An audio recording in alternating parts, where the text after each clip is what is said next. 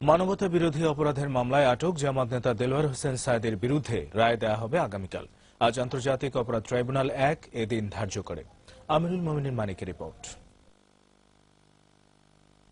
৭১-এ মুক্তিযুদ্ধ চলাকালে সংঘটিত হত্যা, গণহত্যা, লুটপাট, অগ্নিসংযোগ, ধর্ষণের অভিযোগ আনা হয় জামাত ইসলামের নায়েবে আমির মাওলানা দেলোয়ার হোসেন সাঈদীর বিরুদ্ধে। তবে গ্রেফতারের আগে এক সাক্ষাৎকারে তার বিরুদ্ধে আনা সকল অভিযোগ অস্বীকার করেন তিনি। ১৯৭১ থেকে শুরু করে নিয়ে ৮০-র দশকের প্রায় শেষ ভাগ পর্যন্ত আমার বিরুদ্ধে স্বাধীনতা বিরোধী অথবা রাজাকার অথবা আল বদর অথবা আল শামস বা যুদ্ধাপরাধী কোনো প্রশ্নই ওঠে নাই। কোরআনে কারিমের তাফসীর ছিল আমার মূল মিশন।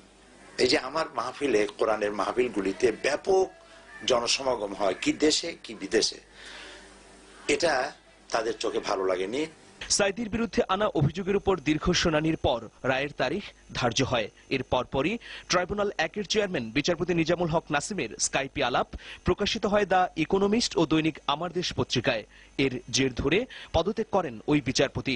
আসামি পক্ষ নতুন করে বিচার শুরুর আবেদন করে। ট্রাইব্যুনাল ১-এ পুনরায় যুক্তিতর্ক হয়। যুক্তিতর্ক শেষে দ্বিতীয়বার রায়ের জন্য অপেক্ষমান রাখা হয় এই মামলা। বুধবার রায়ের তারিখ নির্ধারণের জন্য কার্যতালিকায় আসে মাওলানা সাঈদীর মামলা।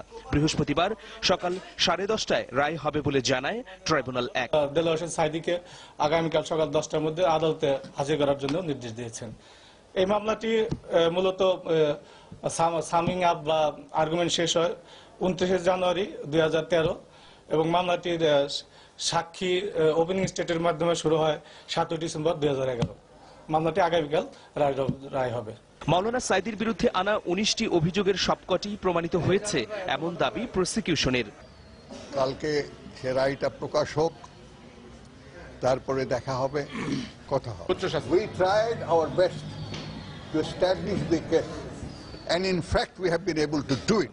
19টা চার্জের জন্যই পর্যাপ্ত সাক্ষ্য, দালিলিক এবং মৌখিক আমরা উপস্থাপন করেছি এবং সেগুলো আমি মনে করি সর্বোচ্চ শাস্তি হওয়ার মতো এবং আমরা সেটাই আশা করছি।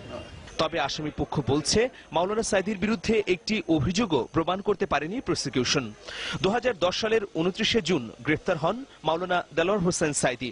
সাঈদীর বিরুদ্ধে তদন্ত কর্মকর্তা সহ 27 জন সাক্ষ্য দেন। আর পুলিশের কাছে দেয়া 15 জনের বক্তব্যকে সাক্ষ্য হিসেবে নেয় আদালত। মাওলানা সাঈদীর পক্ষে সাফাই সাক্ষ্য দেন 17 জন।